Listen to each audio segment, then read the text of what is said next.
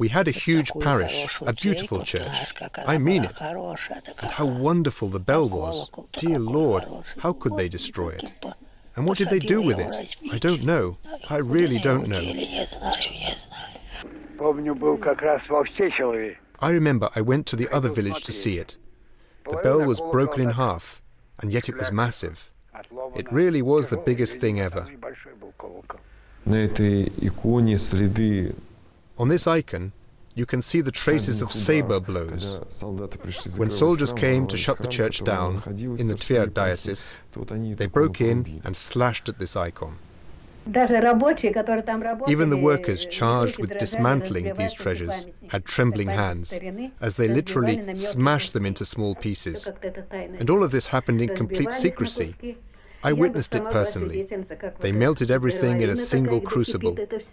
Bronze, copper, silver, every metal used for the bell. The original shapes vanished, and a bust of Lenin appeared in their place. We lived in Petrograd. There, all churches and monasteries had been bombed. All of them had been destroyed. There were no icons left, the walls got painted over, they turned churches into public lavatories. In the winter of 1934, many clergy, priests, monks and deacons were sentenced to be shot. They also came for the parish elders and just ordinary parishioners.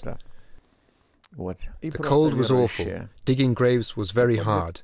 The ice was 2.5 meters thick. So the powers that be gave the order to drown them in the Irtysh River. Many of them put up resistance and stood their ground, so that some of them had to be helped on their way with the butt of a rifle. With priests it was different. They would come up to the hole in the ice on the frozen river, cross themselves and say, "May God have mercy on you, because you do not know what you are doing."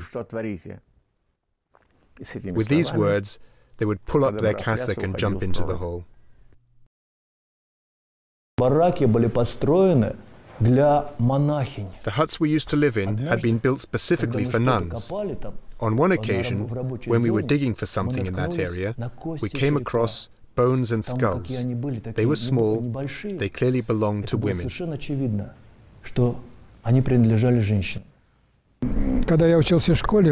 When I was in 8th grade at school, one day I saw two people sitting in the headmaster's office, and they were talking about me. "We know," they told me, "that you go to the Catholic Church." "Yes, I do," I replied. "We want to take you to the anti-religious museum." They hired a guide to walk me around the various relics, bones and instruments of torture in the museum. After 3 days they came back, and then again. They took me there 3 times and forbade me to tell anything to my parents.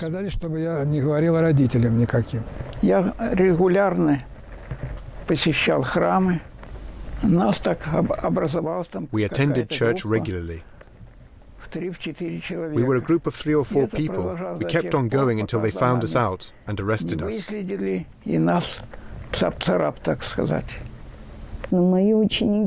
My students asked me, "Was it really dangerous to go to church?"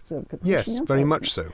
Once when I decided to go to the Feast of the Epiphany, I made arrangements in case I would not return, because I was sure that the following day, or maybe that same day, I would be sent to Siberia. That was our state of mind going to church. Вы смотрите, все было уничтожено, практически все храмы, все духовные школы. Everything had been destroyed, almost all churches, every religious school, and yet the Church of Christ rose again from its own ashes, and it will always do so. This does not occur through human effort, and it will always be so. Even if there was nothing left to build on, God will recreate His church again, even out of rubble. Из камней.